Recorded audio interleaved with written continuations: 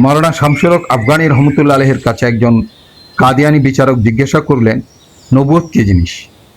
মাওলানা সাহেব রহমতুল্লাহ আলাইহি উত্তর দিলেন, নবুয়ত হলো একটি সর্বোচ্চ সম্মানিত পদ। আল্লাহ জাল্লা শাআনুহু যাকে ইচ্ছা এটি দান করেন। কাদিয়ানি ব্যক্তিটি বলল, যখন এটি এতই চমৎকার একটি পদ, তখন তো এটি সবার জন্য উন্মুক্ত করে দেওয়া উচিত। মাওলানা শামসুল হক আফগানী রহমতুল্লাহ আলাইহি তখন নিজের পকেট থেকে একটি 100 টাকার নোট বের করে বললেন, এই নোটটি কেমন?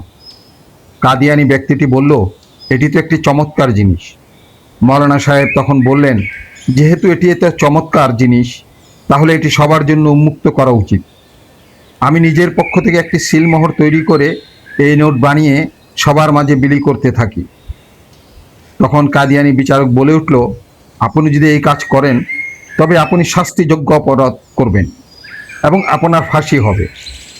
এই কাজের কর্তৃত্ব কেবল সরকারের কাছে রয়েছে, কোনো সাধারণ মানুষের কাছে নেই। মাওলানা শামসুল হক আফগানী রহমতুল্লাহ আলাইহি বললেন, ঠিক একইভাবে নবুয়ত নিঃসন্দেহে একটি মহান ও সর্বোচ্চ পদ, কিন্তু এর পূর্ণ কর্তৃত্ব কেবল মহান আল্লাহ তাআলার কাছে।